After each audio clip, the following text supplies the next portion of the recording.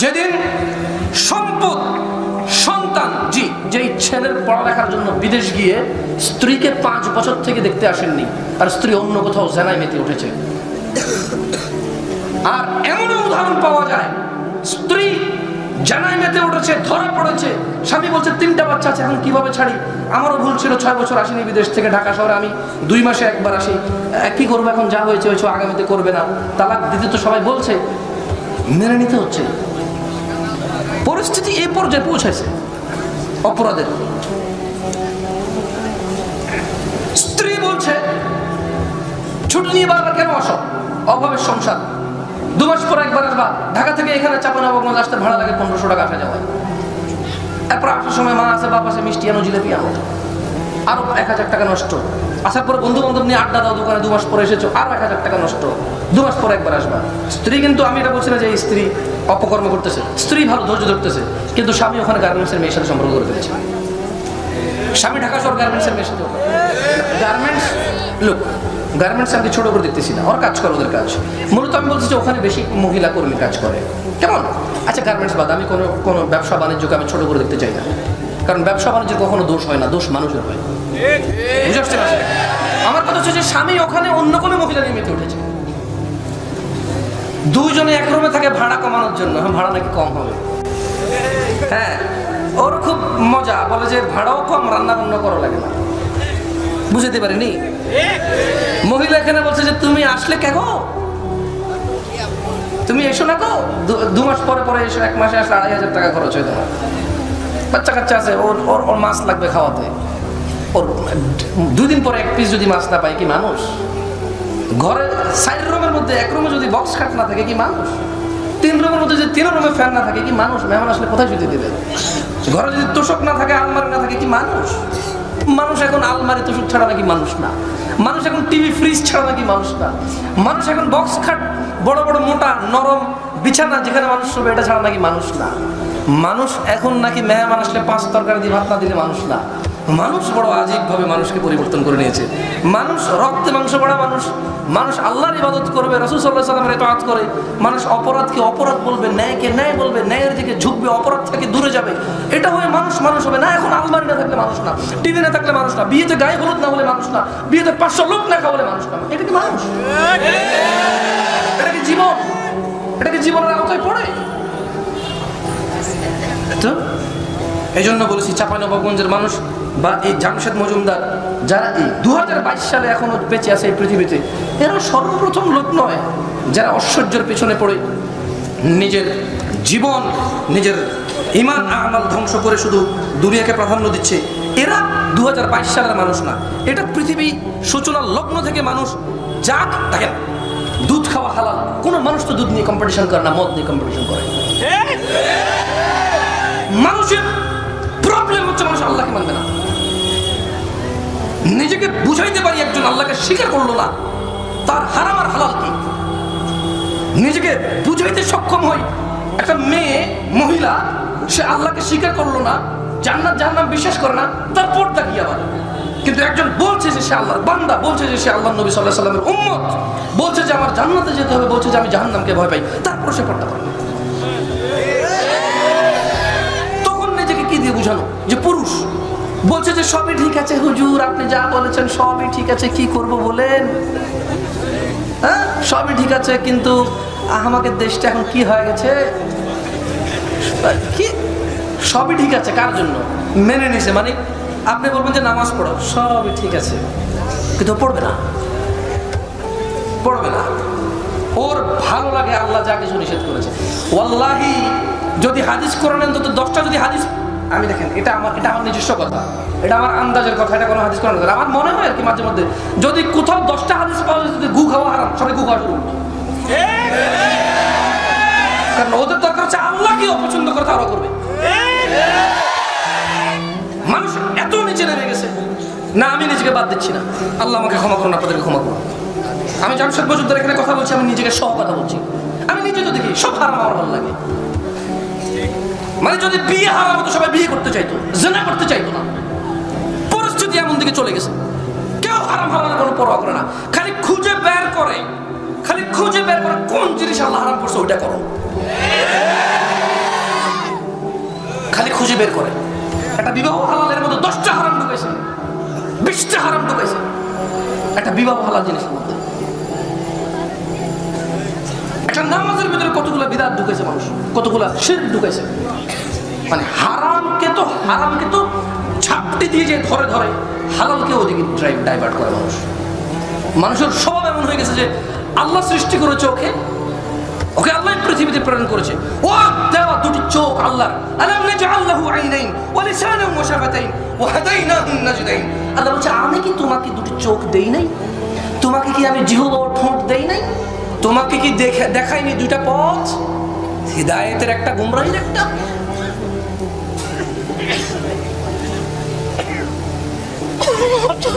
তোমার চোখ কে দিয়েছে চাঁপাইনবাবগঞ্জবাসী? এই দু চোখ দিয়ে কি দেখবে আর কি দেখবে না, যিনি চোখ দিয়েছে তিনি ওটা নির্ধারণ করে দিয়েছে। তোমার উচিত চোখের মালিকের অনুযায়ী প্রক্ষেপ করা।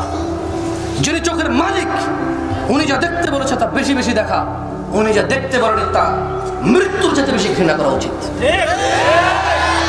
চাঁপাইনবাবগঞ্জবাসী 2022 সাল তোমরা যারা পাচ্ছ, বেঁচে আছো, আল্লাহর শুকরিয়ায় মেতে ওঠো, কারণ তুমি এখনো নিঃশ্বাস নিতে পারছো।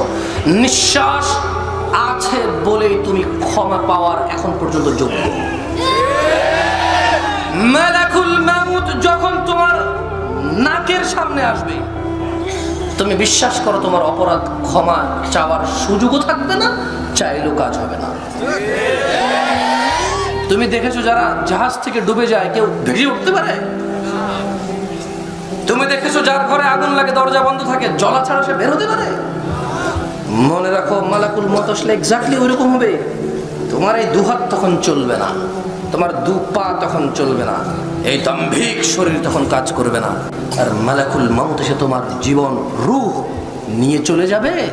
তখন তুমি ওই যে শক্তি খাটিতে যে বলবে আল্লাহ আমাকে মাফ করো, হয়তো তোমার ভাগ্য হবে না, হয়তো আমার ভাগ্য হবে না। আল্লাহ আমাদেরকে ক্ষমা করুন, আল্লাহ আমাদেরকে মালাকুল মউত আসার পূর্বে আল্লাহ আমাদেরকে হিদায়াতের অটল পথের দিশারি এবং আল্লাহ আমাদেরকে জান্নাতমুখী কাজে অগ্রগামী করে তুলুন। আল্লাহুম্মা আমিন।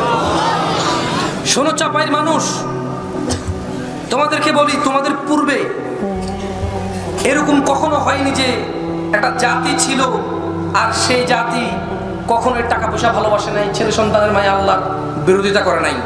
আল্লাহ তাআলা কি বলছে শুনবে?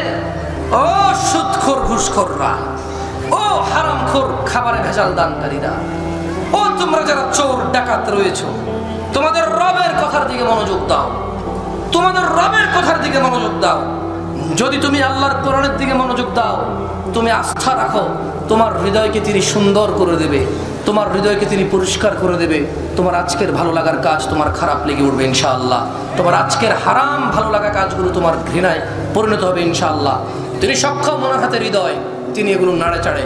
তুমি ওনার কাছে হিদায়াত কামনা করো। আল্লাহ তাআলা বলেন আলহাকুমুত তাকাসুর, অধিক পৃথিবীর সুখ স্বাচ্ছন্দ্য লাভের আশায় তোমাদেরকে কি করছে? গাফিল করে রেখেছে, বিমুখ করে রেখেছে। হাত্তা যুরতুমুল মাকাবির, কবরে যাওয়া পর্যন্ত। চাপাই মানুষ কি কবরে যাওয়া পর্যন্ত গাফিল থাকবে? ও চাপাই মহিলা ও পুরুষরা, ও চাপাই ধনী ও দরিদ্ররা, ও চাপাই সুস্থ ও অসুস্থরা, ও চাপাই জ্ঞানী ও অল্প জ্ঞানীরা, ও চাপাই ভালো মনের মানুষ এবং খারাপ মনের মানুষরা, তোমরা কি কবরে যাওয়া পর্যন্ত সম্পদের পিছনে করে জীবনকে গাফিল রাখবা? সিদ্ধান্ত তোমাদের। রব বলে দিয়েছে কাল্লা, নো নেভার। এটা কখনো নয়। সাউফা তা'লামুন, একেবারেই ঠিক না যে মানুষ গাফিল থাকবে কবরে যাওয়া পর্যন্ত। শীঘ্রই মানুষ জানবে। সুম্মা, অতঃপর, কাল্লা সাউফা তা'লামুন। আবার বলছে আল্লাহ, মোটেও ঠিক নয়, খুব শীঘ্রই মানুষ জানবে। তুমি তো যুবক ধরে নিয়েছো, 20 বছর বয়স, 60 পর্যন্ত বাঁচবা, এখন 40 বাকি। আল্লাহ বলছে যে সাউফা তা'লামুন, অচিরেই, খুব ভেরি সুন, একেবারেই অল্প সময় রয়েছে, খুব শীঘ্রই এরা জানবে। কাল্লা লাউ তা'লামুনা ইলমাল ইয়াকিন, কখনো না। তোমরা যদি নিশ্চিত জ্ঞানের ভিত্তিতে জানতে তাহলে সাবধান হয়ে যেতে। লাতারাউন্নাল জাহিম, তোমাদের অবশ্যই অবশ্যই জাহান্নাম দেখতে হবে। সুম্মা লাতারাউন্নাহা আইনাল ইয়াকিন, আল্লাহ বলছে আবার বলি, সুম্মা লাতারাউন্নাহা আইনাল ইয়াকিন, আবার বলি অবশ্যই অবশ্যই দিব্য দৃষ্টিতে তোমরা জাহান্নামকে দেখতে পাবে। সুম্মা লাতুসআলুন্না ইয়াওমাইযিন আনিন নাঈম, তারপর তোমাদের অবশ্যই যাহা কিছু দেওয়া হয়েছে এমন সব কিছু সম্পর্কে জিজ্ঞেস করা হবে। জিজ্ঞেস করা হবে মা সম্পর্কে দিয়েছে আল্লাহ, মমতাময়ী মা। জিজ্ঞেস করা হবে পা সম্পর্কে, যা দিয়ে তুমি হেঁটে বেড়াইতা। জিজ্ঞেস করা হবে তোমার এই মগজ মস্তিষ্ক মেমোরি, যা দিয়ে তুমি অনেক কিছু শিখেছো, মুখস্থ করেছো, লাখ টাকা দামের চাকরির সাথে কোটি টাকা দামের ঘুষ খেয়েছো। এই মেধা দিয়েই তো, এই মেধা কে দিয়েছে?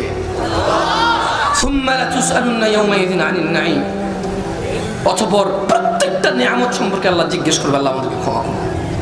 ওয়াল্লাহি ওই ব্যক্তি ধ্বংস যাকে আল্লাহ জিজ্ঞেস করে ফেলেছে কিছু। ওই ব্যক্তির উপায় নাই যাকে আল্লাহ নিয়ামত সম্পর্কে জিজ্ঞেস করে ফেলবে। আল্লাহর কাছে সবসময় আশ্রয় চাওয়া উচিত জাহান্নামের, সবসময় আল্লাহর কাছে আশ্রয় চাওয়া উচিত জাহান্নামের। কারণ ওই ব্যক্তির উপায় নেই যাকে আল্লাহ জিজ্ঞেস করবে।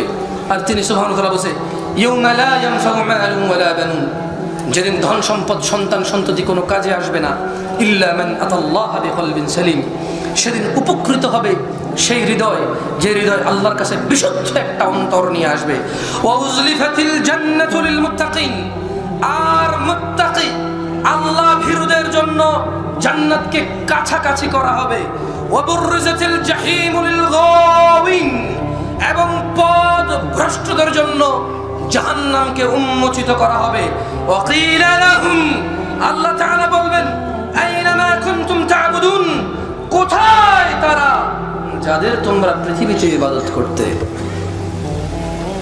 কোথায় তোমার সিনেমার নায়ক যেমন প্যান্ট পরেছে এমন পরেছো? কোথায় তোমার খেলোয়াড় যেমন ওর পতাকা তেমন পতাকা, যেমন ওর সুট তেমন তোমার সুট, যেমন ওর জুতা তেমন তোমার জুতা, যেমন ওর চুল তেমন তোমার চুল, যেমন ওর জামা তেমন তোমার জামা, যেমন ও কিক করে বলকে তুমি নয় বল ঘুরে এসে কিক করো ওর মতো করে, চেষ্টা করো।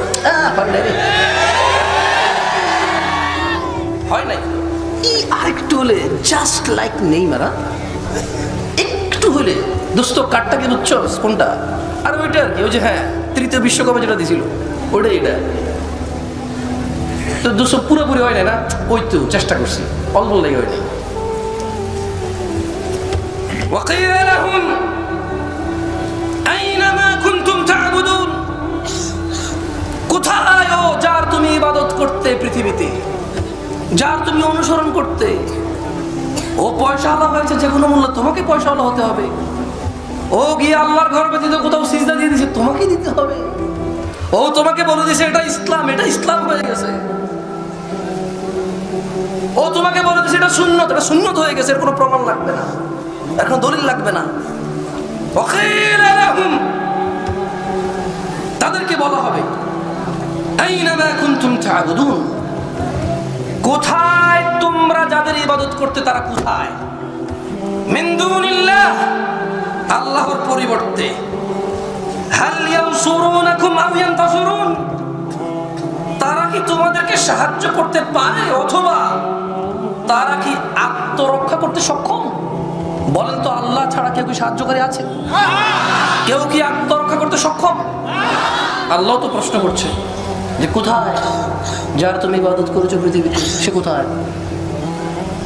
আল্লাহর পরিবর্তে যাকে তুমি ফলো করেছো তারা কোথায়? তারা কি আজকে সক্ষম তোমাকে হেল্প করতে? আল্লাহর পরিবর্তে কেউ কি তোমাকে সক্ষম হেল্প করতে? শোনো চাপাইয়ের মানুষ, কোরআন কারীম পড়ো, তোমাদের জীবন বদলে যাবে। এই পুরো পৃথিবীর তাদের জীবন বদলেছে যারা কোরআনুল কারীমকে হৃদয় দিয়ে পড়েছে এবং হৃদয় দিয়ে বোঝার চেষ্টা করেছে। সূরাতুল আদিয়া নাম শুনেছেন? ওয়াল আদিয়াতি যাবহা, এই সূরার একটা আয়াত আছে, এই সূরাটা আমার মনে হয় আলহামদুলিল্লাহ অধিকাংশ মানুষ মুখস্থ আছে, রাইট? দেখেন আমি তারপর একটু পড়ে শুনে আপনাকে। আল্লাহ কি বলছেন? ইন্নাল ইনসানা লিরাব্বিহি লাকানুদ। এই যে আপনি সিগারেট খান, মদ খান, নামাজ পড়েন না, গাঁজা খান, বউ মারেন, ছেলে সন্তানের যত্ন নেন না, মায়ের অধিকারের পরোয়া করেন না, স্ত্রীর অধিকারের পরোয়া করেন না, বাবার অধিকার পরোয়া করেন না, ভাইয়ের অধিকার পরোয়া করেন না। এখানে গান বাজনা লাগায় ভূমিকম্প নিয়ে চলে আসতেন পৃথিবীতে। এখানে আপনি মদ গাঁজার এক আসর বসাইছেন। দোকান মানে টেলিভিশন না চললে দোকান হবে না, সিগারেট না বিক্রি করলে দোকানদারি হবে না। এই যে নানা কিছু আপনি করতেছেন, আপনি হতাশ, মানে ওহো আমার তো কিছুই নাই, অমুকের ছেলে বিল্ডিং করেছে, তমুকের ছেলে বিদেশ চলে গেছে, তমুকের ছেলে আম বাগান কিনে ফেলেছে, অমুকের ছেলে 5 বিঘা জমি নিয়েছে, অমুকের ছেলে ঢাকা প্লট কিনেছে, তমুকের ছেলে চাপাই সদরের দোকান কিনে ফেলেছে, তমুকের ছেলে রাজশাহী সদরে যায় 3 তলা বাড়ি কিনে ফেলেছে, 4 তলা প্লট কিনে ফেলেছে। এই যে হতাশা কাজ করে, বলেন তো আপনার একটা চোখ যদি চলে যায়, আল্লাহ আমাদেরকে হেফাজত করুক, আল্লাহুম্মা আমিন। আরেকটা চোখ এখন লাগায় মানুষ, বলেন তো যেটা এখন আছে সেটার মতো হবে? পুরো পৃথিবীর বিনিময়ে এটা বানাইতে পারবে এরকম? এটা রিপ্লেস করার আরেকজন সরকারে লাগাই দিয়েছে। যারা লাগায় সেই বুঝে তার আগেরটা কেমন ছিল, পরেরটা কেমন। আল্লাহ আমাদেরকে আশ্রয় দিক, আল্লাহ আমাদের সুস্থতা নিরাপত্তা দান করুন। তিনি নিরাপত্তা দান করুন। তিনি যদি আমাদের এই দুর্বল শরীরকে যদি নিরাপত্তা না দেয়, আমাদেরকে কে নিরাপত্তা দেবে? আমরা কত দুর্বল, অথচ আমরা অহংকারী। আমরা আগুনে পড়ে পুড়ে যাই, পানিতে পড়ে ডুবে যাই, গাছ থেকে পড়ে, ছাদ থেকে পড়ে ভেঙে যাই। আমরা ট্রাক, বাস, সিএনজি, হুন্ডার নিচে পড়ে পিষে যাই, একদম পিষে যাই। আমরা একদম চ্যাপ্টা হয়ে যাই, আমরা একদম গলে দুমড়ে মুছড়ে যাই। আমরা উষ্টা খেয়ে আঙুল ভেঙে ফেলি, উষ্টা খেয়ে নখ তুলে ফেলি, আমরা ঘুষি খেয়ে দাঁত ভেঙে ফেলি। আমরা এই ছোট বেতের বাড়ি দিলে 3 লাফ দিয়ে উঠি, জলে আমাদের পিঠ। এত দুর্বল এই শরীরের যদি আল্লাহ নিরাপত্তা না দিয়ে কে দেবে? এত দুর্বল এই শরীরের নিরাপত্তা কে দেবে? এত দুর্বল এই জিনিসটাকে তিনি 2 পায়ে দাঁড় করায় রাখছে। হ্যাঁ, ভাবা যায়? এটা আগুনে পড়লে পুড়ে যায়, পানিতে পড়লে ডুবে যায়, ছাদ থেকে পড়লে তো ভেঙেই যায়, উষ্টা খেয়ে ভেঙে যায়। এই দুর্বল অবকাঠামো তিনি কত সবল করে 60-70 বছর পর্যন্ত নিরাপদ রাখে। কখনো ভেবে দেখেছেন? কখনো ভেবে দেখেছেন এই নিয়ামত আপনাকে আল্লাহ দিয়েছে, আর আমি আর আপনি? আল্লাহ তাআলা আমার আর আপনার ব্যাপারে বলছে, ইন্নাল ইনসানা লিরাব্বিহি লাকানুদ। নিশ্চয় মানুষ তার রবের প্রতি বড়ই অকৃতজ্ঞ। নিশ্চয়ই মানুষ তার রবের প্রতি বড়ই অকৃতজ্ঞ। ওয়া ইন্নাহু আলা যালিকা লাশাহীদ। আর সেই যে অকৃতজ্ঞ, এর জন্য সে নিজেই সাক্ষী। বলেন, আপনার অপরাধ কি আপনি জানেন না? আপনার অপরাধ আপনি জানেন? এগুলো সাক্ষী কে দিলেন? আল্লাহ কি ভুল বলেছে? আল্লাহ ভুল বলেনি। চাপাইয়ের মানুষ, আল্লাহকে ভয় করো এবং ভালোবাসো। আল্লাহর ভালোবাসা এবং ভয় তোমাকে চিরস্থায়ী সুখের ব্যবস্থা করে দেবে। আল্লাহর ভয় ও ভালোবাসা তোমাকে চিরস্থায়ী সুখী করবে। আল্লাহর দ্রোহিতা ও আল্লাহর প্রতি অমনোযোগী হওয়া তোমাকে চিরস্থায়ী জাহান্নামী করে দিতে পারে। সো তুমি ভয় পাও সেই রবকে, যেই রব এই পৃথিবী পরিচালনা করেন এককভাবে, সুবহানাল্লাহ।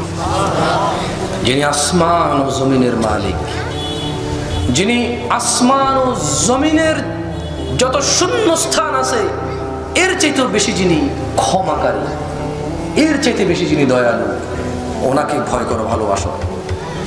আমরা আল্লাহকে যদি ভালোবাসি এবং চিনতে চাই, তাহলে মাধ্যম কি বলেন তো?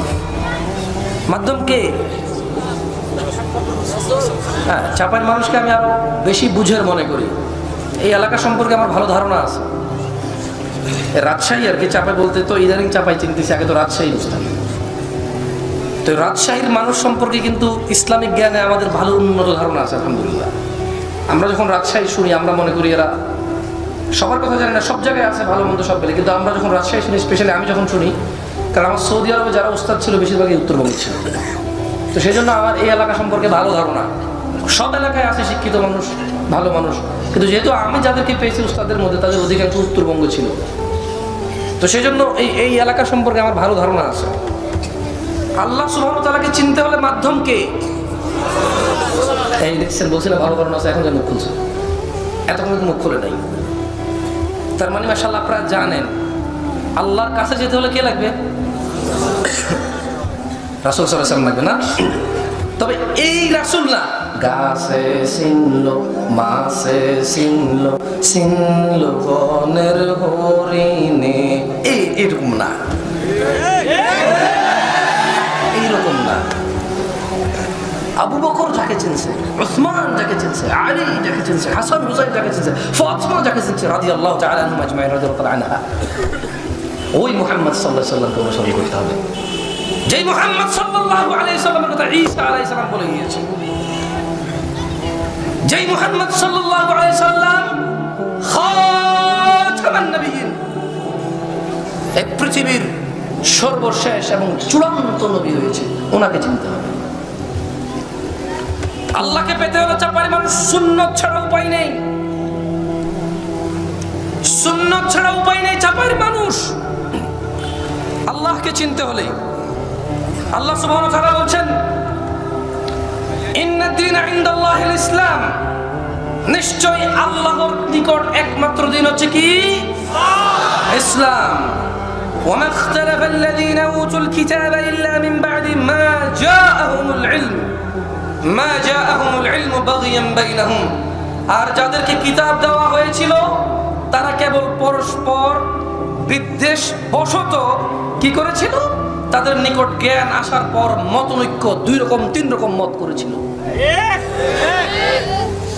আল্লাহ বলছে ওয়া মান ইয়াকফুর বিআয়াতিল্লাহ, আর যে আল্লাহর আয়াতের সঙ্গে কুফরি করবে, অস্বীকার করবে, অস্বীকৃতি দেবে, একমত হবে না, ফা ইন্নাল্লাহা সারিউল হিসাব, আল্লাহ খুব দ্রুত হিসাব গ্রহণকারী, খুব দ্রুত হিসাব গ্রহণকারী, দেরি করবে না আল্লাহ। শোনো চাপাইয়ের মানুষ, মহিলা ও পুরুষ, মান ইউতি'র রাসূল ফাকাদ আতা আল্লাহ, যে আল্লাহর রাসূল সাল্লাল্লাহু আলাইহি সাল্লামের ইতাআত করলো, অনুসরণ করলো, সে আল্লাহর ইবাদত করলো। সুবহানাল্লাহ। একটা উদাহরণ দেব, কেমন উদাহরণ দেব? মানে যেই ব্যক্তি ডান হাতে খেলো, এটা রাসূল সাল্লাল্লাহু আলাইহি সাল্লাম বলে গিয়েছে সুন্নত, সে নাকি আল্লাহর ইবাদত করলো। সুবহানাল্লাহ। যে লোক ডান পাশ হয়ে শুইল, সে আল্লাহর ইবাদত করলো, মুহাম্মদ সাল্লাল্লাহু আলাইহি সাল্লাম বলে গিয়েছে আমাদেরকে। যে লোক আল্লাহুম্মা বিইসমিকা আমুদু ওয়া আহইয়া বলে শুইল, সে আল্লাহর ইবাদত করলো। যে লোক ডান পা দিয়ে মসজিদে ঢুকলো, বাম পা দিয়ে বের হলো, সে আল্লাহর ইবাদত করলো। যে বলল আসসালামু আলাইকুম ওয়া রাহমাতুল্লাহ, সে আল্লাহর ইবাদত করলো। যে বলল ওয়া আলাইকুম আসসালাম ওয়া রাহমাতুল্লাহ, সে আল্লাহর ইবাদত করলো। যে টয়লেটে বাম পা দিয়ে ঢুকলো, ডান পা দিয়ে বের হলো, সে আল্লাহর ইবাদত করলো। যে এভাবে হ্যান্ডশেক করলো, আত্মীয় স্বজনের খোঁজ করলো, হ্যাঁ আসসালামু আলাইকুম মামুর বেটা, ভালো আছো, এই কথা বললে নাকি আল্লাহর ইবাদত হয়েছে, কারণ আত্মীয়তার খোঁজ খবর নিয়েছে। কি নিছে? এইখানে হেঁটে এসে, এখানে কত মুরব্বীরা আছে, আমার মতো 28-30 বছর এক যুবক এসে কথা বলবে, আসলে মূলত ইবাদত কেন? কারণ আমার কথা শুনছে তাই না, আল্লাহর কথা শুনছে তাই ইবাদত। রাসূল সাল্লাল্লাহু আলাইহি সাল্লামের কথা শুনতেছে তাই কি ইবাদত। এই যে এখানে আপনারা আদব করে চুপ করে বসে আছেন, কারণ আপনারা কাউকে মেহমানদারি করতে, এখন এটা কিন্তু মেহমানদারি করতেছেন আপনারা আমার। এই যে মাশাআল্লাহ এতগুলো মানুষ বসার জায়গা নাই, দাঁড়াই আছে, আলহামদুলিল্লাহ, আল্লাহ সবাইকে নেকি দান করুন, আল্লাহ সবাইকে এখান থেকে যে কল্যাণ আছে তা দান করুন। তো এই যে আপনারা নীরবতা অবলম্বন করতেছেন, আমি ভালো মেহমানদারি পাচ্ছি, আমার না আলহামদুলিল্লাহ ভদ্র মানুষ, গিয়েছি কোনো হট্টগোল করেনি, আধা ঘন্টা 1 ঘন্টা ওয়াজ করছি, চলে এসেছি, মাশাআল্লাহ ভালো মানুষ, এটা উত্তম মেহমানদারি। সবাই নাকি ইবাদত করেন আপনারা, সুবহানাল্লাহ।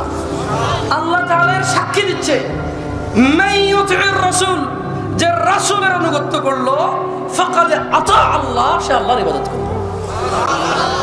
ওয়া মান তাওয়াল্লা, আর যদি কেউ মুহাম্মদ সাল্লাল্লাহু আলাইহি সাল্লামের সুন্নাত থেকে মুখ ফিরে নিল, ফামা আরসালনাকা আলাইহিম হাফিযা, নিশ্চয়ই ও মুহাম্মদ সাল্লাল্লাহু আলাইহি সাল্লাম আপনাকে কারো কাছে তত্ত্বাবধায়ক হিসেবে পাঠাইনি, আল্লাহ বলছে। তার মানে হাদিস একটা আমি পালন করতেছি, আপনি এটা শোনেন নাই, আপনার বাপে শোনে নাই, দাদা শোনে নাই, তাই বলে আপনি এটা মানবেন না। আল্লাহ সুবহানাহু ওয়া তাআলা বলছে ওয়া মান তাওয়াল্লা, যে মুহাম্মদ সাল্লাল্লাহু আলাইহি সাল্লামের হাদিস থেকে মুখ ফিরিয়ে নিল, তার জন্য মুহাম্মদ সাল্লাল্লাহু আলাইহি সাল্লাম তত্ত্বাবধায়ক নন। ওর হিসাব কার কাছে? আল্লাহর কাছে। আমি বললাম যে এটা বিদআত, আমি বললাম এটা শিরক, একটু যাচাই বাছাই করলেন না যে আসলে এটা কি ইউতিউর রাসূলের মধ্যে আছে, অর্থাৎ রাসূলের মধ্যে আছে, আল্লাহর নবীর অনুগত্যের মধ্যে পড়ে, এটা নেকির মধ্যে পড়ে, দ্বীনে ইসলামের শরীয়তের মধ্যে পড়ে কিনা যাচাই করলেন না। বলেন 300 বছর থেকে চলে, বাপে করেছে, দাদাই করেছে, আমরা করি, অসুবিধা নেই। এগুলো করা যাবে না আমার ভাইয়েরা। দেখুন, আমাকে এখনো ওই ভাইরাসে পাই নাই যে ভাইরাসে এসে নিজেকে আলাদা করে বাকি সবাইকে খারাপ বলা। আমি বলি চরমনায়, আট্রসি, ফুরফুরা, মাইজভান্ডারি সবাই আমার ওয়াজ শুনতে আসে, আলহামদুলিল্লাহ। আর এই জন্য আমি সবসময় সীমার ভিতরে থেকে কথা বলি। আমার ভাই, তোমাকে আমি মুসলিম মনে করি। তুমি যেমন বাংলাদেশি, তেমনি ইন্ডিয়ান আছে, পাকিস্তানি আছে, সৌদি আছে, অনেক দেশের মুসলিম আছে। তাই বাংলাদেশে বহু ধরনের দলে বিভক্ত হয়ে গেছি আমরা। তবে আমি বলে রাখি, চাপারি মানুষ, দ্বীনের ক্ষেত্রে এক হও, সুন্নাহকে আঁকড়ে ধরো, শিরক ও বিদআত থেকে মুক্ত হও। তুমি যে আমাল করতেছ তা মুহাম্মদ সাল্লাল্লাহু আলাইহি সাল্লাম থেকে কিনা শুধু তা যাচাই করে নাও। যদি কেউ তোমাকে প্রশ্ন ছড়ে, এই তুমি যেটা করছো সেটা বিদআত, হাদিসে নেই, ওকে এভাবে উড়ে ছড়ে ফেলে দিও না, আমার অনুরোধ রইল। তুমি ওকে বাদ দাও, অন্য কাউকে বাদ দাও, তুমি নিজে একটু দেখো না যে সোজা মুহাম্মদ সাল্লাল্লাহু আলাইহি সাল্লাম থেকে সাহাবীদের থ্রুতে এই আমলটা সাব্যস্ত কিনা। যদি সাব্যস্ত হয়, তুমি তোমার ওই ভাইকে দাওয়াত দাও যে দেখো ভাই, তুমি একটা সহিহ হাদিসকে তুমি কিন্তু বিদআত বলে ফেললা, তুমি কিন্তু সাবধান হও, তুমি নবীর সুন্নতকে অবজ্ঞা করলা। আর যদি হাদিস এবং কোরআনে যদি কোথাও তোমার আমল খুঁজে না পাও, তাহলে তুমি যে আমল করতেছো তা ত্যাগ করো। এতে তোমার কল্যাণ, ওয়াল্লাহি এতে তোমার কল্যাণ, এতেই তোমার কল্যাণ নিহিত আছে। কেন? আমি বলি, এটা আমি বলিনি, মানে আল্লাহ নবী সাল্লাল্লাহু আলাইহি সাল্লামের কিছু পেলে আঁকড়ে ধরা, আল্লাহ নবী সাল্লাল্লাহু আলাইহি সাল্লামের পক্ষ থেকে যদি কোনো কিছু দিন না হয়, নেকি মনে করে যদি করা হয়, তাহলে তা ত্যাগ করা, এই আদেশকার আল্লাহ তাআলা বলেছেন, আউযু বিল্লাহি মিনাশ শাইতানির রাজীম, ওয়ামা আতাকুমুর রাসূলু ফাখুযুহু ওয়ামা নাহাকুম আনহু ফান্তাহু।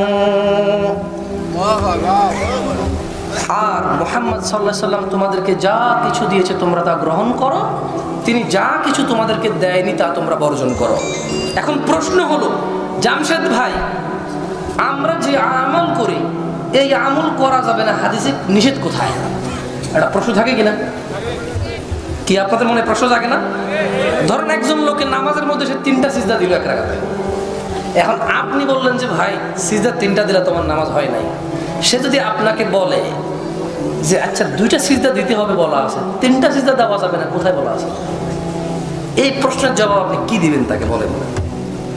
না, বীর উত্তম বীর পুরুষ সাজার দরকার নাই, সিম্পলি বলতে হবে যে এই ভাই কি বলতেছো তুমি? এটা ইসলামে যত কিছুর আদেশ নাই সব কিছু নিষেধ। না না, লাইট জ্বালানো আদেশ নিষেধ লাগবে না, এটা উপকারের জিনিস, মনে চাইলে জ্বালাও, মনে চাইলে জ্বালাও না। আমি সওয়াবের কাজ বলতেছি, কি নেকির কাজ, কি নেকির কাজ, জান্নাতে যাওয়ার কাজ, ইসলাম পালনের কাজ, রাসূল সাল্লাল্লাহু আলাইহি ওয়াসাল্লামের অনুসরণের কাজ, আল্লাহর ইবাদতের কাজের কথা বলতেছি। মানে আল্লাহর ইবাদত নেকি হবে, সওয়াব হবে, জান্নাতমুখী করবে, সুন্নত বলে সাব্যস্ত হবে, এই ধরনের জিনিস ফরজ বলে সাব্যস্ত হবে। এই ধরনের জিনিসের জন্য অকাট্য আদেশের দরকার আছে। কি আছে? এই সুন্নত এবং ফরজের জন্য যদি আদেশ না থাকে সব নিষেধ। বুঝতে পারছি না? পারি নেই। যেমন উদাহরণস্বরূপ বলি, এখানে যদি এখন একটা ফ্যান চলে, কোনো অসুবিধা আছে? কোনো অসুবিধা আছে? যদি কেউ বলে যে এটা যদি জোরে বাড়াই দেয় 10 নেকি হবে, তখন আদেশের প্রয়োজন আছে যে এই আদেশটা আছে কিনা যে জোরে ঘুরে 10 নেকি হয়। বুঝতে পারি নাই মনে হয়? এই যে লাইট জ্বলতেছে, কোনো সমস্যা আছে? যদি কেউ বলে যে ত্রিভুজ করিয়া লাইট লাগাইয়া প্রথমে মধ্যবর্তী লাইটটিকে অন করিয়া 10 মিনিট রাখিবার পরে ডান পাশের লাইটকে অন করিয়া বন্ধ করিয়া, বাম পাশের লাইটকে অন করিয়া বন্ধ করিয়া, বাম এবং ডানকে দুইটাকে একসাথে জ্বালাইয়া দিলে 20 নেকি হয়। এইটা তাইলে সে দিন বানাইছে। কি বানাইছে? এই ক্ষেত্রে আদেশ আছে কিনা দেখতে হবে, যেটা আল্লাহ নবী সাল্লাল্লাহু আলাইহি ওয়াসাল্লামের আদেশ কিনা। আমি কি বুঝতে পারছি? মানে মাফলার দেওয়ার আদেশ লাগবে না, শীত লাগতেছে কান টুপি পরার আদেশ লাগবে না, কারণ এটা ধর্মের ভিতরে পড়ে না। মানে এটা জায়েজ আছে, আমার এটা শীত লাগতেছে আমি কান টুপি দেবো, সমস্যা কোথায়? কেউ মাফলার দেবে, কেউ তোয়ালা দেবে, কেউ কান টুপি দেবে, কেউ চাদর দেবে, এটা যার যার। মোট কথা হলো ঠান্ডা লাগতেছে, শরীর বাঁচাবে, কাপড় চোপড়, এই তো। ওখানে তো আর আমি বলতেছি যে যদি বলেন যে এভাবে করলে সওয়াব হয়, এভাবে করলে নেকি হয়, তখন কিসের প্রয়োজন? কিসের প্রয়োজন? চাপের মানুষ কি বুঝতে পারছে বিদআত কি সুন্নাত কি? মানে সিম্পল কথা, দিন ইসলাম হচ্ছে আদেশ। দিন ইসলাম হচ্ছে কি? কার পক্ষ থেকে এবং কার? ওয়ামা ইয়ানতিকু আনিল হাওয়া ইন হুয়া ইল্লা ওয়াহয়ুন ইউহা। আর মুহাম্মদ সাল্লাল্লাহু আলাইহি ওয়াসাল্লাম প্রবৃত্তির শিকারের কথা বলে না, যা আল্লাহ ওহী নাযিল করে তাই তিনি বলে। তাহলে দিন কার কথা? আল্লাহর পরে পৃথিবীর জমিনে মানুষের মধ্যে কার কথা এই দিন? মুস্তাফা সাল্লাল্লাহু আলাইহি ওয়াসাল্লামের কথা। যদি কেউ কোনো কিছুকে দিন বলে সাব্যস্ত করতে চায়, তাহলে তাকে প্রমাণ করতে হবে আদেশ কার পক্ষ থেকে এবং কার পক্ষ থেকে। এই আদেশ যদি আল্লাহর না হয়, এই আদেশ যদি মুহাম্মদ সাল্লাল্লাহু আলাইহি ওয়াসাল্লামের নাম হয়, আদেশ যদি মুহাম্মদ সাল্লাল্লাহু আলাইহি ওয়াসাল্লামের না হয়, যত কিছু তুমি সওয়াবের জন্য করতেছো আমার ভাই সব বিদআত। ঠিক। তবে এর মধ্যে পর্যায়ক্রমে শিরকের আওতায় কিছু কিছু পড়ে। সন্তান দাতার মালিক কে? সুস্থ করে কে? সম্পদের মালিক কে করে? রিজিক কার কাছে? জীবন কার কাছে? সুখ কার কাছে? তৃপ্তি কার কাছে? সবসময় কে দেখে? সবসময় কে রক্ষা করে? বৃষ্টি কে বর্ষণ করে? জমিন উর্বর কে করে? আল্লাহ। এইসব ক্ষেত্রে যদি অন্য কাউকে মনে করা হয় তাহলে সেটা আমার ভাই তুমি ঘৃণা করিও না আমার কথা। আল্লাহ আমি গুনতে পারবো না তোমার কি কি বিদআত করো। তুমি নামাজের ভিতরে কয়টা ঢুকাইছো, রোজার ভিতরে কয়টা ঢুকাইছো, হাঁটতে চলতে কয়টা ঢুকাইছো, জিকিরের ভিতরে কয়টা ঢুকাইছো, আমি গুনতে পারবো না। গুনাহ আমার কাজ না, তোমার সাথে পক্ষ বিপক্ষ করা আমার কাজ না। আল্লাহ সুবহানাহু ওয়া তাআলা আমাকে বলেছে, আমার রাসূলকে আল্লাহ সুবহানাহু ওয়া তাআলা বলেছে, আউযু বিল্লাহি মিনাশ শাইতানির রাজীম, ফাযাক্কির ইন্নামা আনতা মুযাক্কির। ও মুহাম্মদ সাল্লাল্লাহু আলাইহি ওয়াসাল্লাম উপদেশ দিন, আপনি একজন উপদেশদাতা। লাস্তা আলাইহিম বিমুসাইতির, আপনি এদের কর্ম নিয়ন্ত্রক নন। আপনি এদের কি নন? ইল্লা মান তাওয়াল্লা ওয়া কাফার। মুহাম্মদ সাল্লাল্লাহু আলাইহি ওয়াসাল্লামের উপদেশ পেয়ে যে মুখ ফিরিয়ে নেবে, ফায়ুআযিবুহুল্লাহুল আযাবাল আকবার, আল্লাহ তাকে কঠোর দণ্ডে দণ্ডিত করবে। তাই মুহাম্মদ সাল্লাল্লাহু আলাইহি ওয়াসাল্লামের উম্মত হিসেবে আমি মনে করি আমি একজন উপদেষ্টা। কারো হিসাবকারী আমি নই, কারো চৌকিদার আমি নই, কারো কম্পিটিটর আমি নই, কারো প্রতিযোগী প্রতিদ্বন্দ্বী আমি মনে করি না নিজেকে। আমি এখানে এসে দিন প্রচার করতে, নসিহত করতে, যার খুশি মানবে যার খুশি মানবে না। যেমনটা আমার রব্বে কারীম কুরআনুল কারীমে বলেছে, ইন্না হাযিহি তাযকিরা, নিশ্চয়ই ইসলামে কোরআনে সুন্নাত এগুলো হচ্ছে আল্লাহর পক্ষ থেকে উপদেশ। ফামান শাআ আত্তাখাযা ইলা রাব্বিহি সাবিলা, তোমাদের মধ্যে যার খুশি সে ইসলাম গ্রহণ করবে, আল্লাহর ন্যায় নীতি গ্রহণ করবে, যার খুশি গ্রহণ করবে না জাহান্নামে জ্বলবে। স্বাধীনতা আল্লাহ দিয়েছে, সো আমি তোমার প্রতিদ্বন্দ্বী হতে চাই না। আমার ভাই, তোমার মসজিদ, তোমার মাদ্রাসা, তোমার আমাল, তোমার দিনদারিতা আল্লাহর জন্য, তুমি আর আল্লাহ, মধ্যখানে কেউ হিসাবকারী নেই। তবে আমি তোমাকে অনুরোধ করি, ওয়ামা আতাকুমুর রাসূল, যা রাসূল সাল্লাল্লাহু আলাইহি ওয়াসাল্লাম দিয়েছে শুধু তাই ইসলাম। ওয়ামা নাহাকুম আন, যা তিনি আদেশ করেননি, নিষেধ করেছেন, সেগুলো বর্জনীয়। শোনো আমার ভাই, ওয়াত্তাকুল্লাহ, আল্লাহকে ভয় এবং ভালোবাসো, আল্লাহর তাকওয়া অবলম্বন করো। ইন্নাল্লাহা শাদীদুল ইকাব, কারণ আল্লাহ সুবহানাহু ওয়া তাআলা শাস্তি দেওয়ার সময় তিনি অনেক অনেক কঠোর।